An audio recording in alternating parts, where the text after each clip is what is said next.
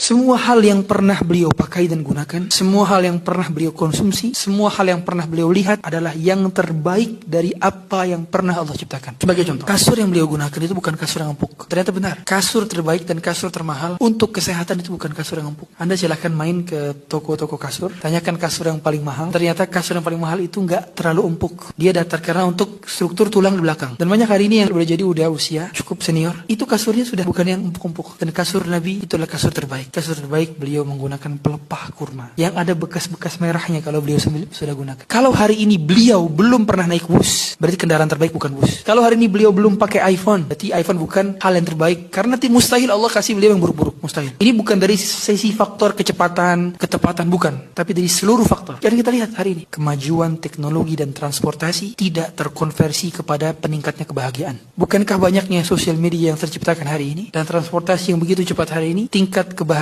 semakin menurun dari banyaknya penyakit-penyakit yang timbul. Dan itu bukan hanya sekedar beliau ingin sederhana, tapi memang Allah berikan itu. Allah berikan itu. Dan itu yang terbaik dari apa yang pernah beliau rasakan dan manusia rasakan.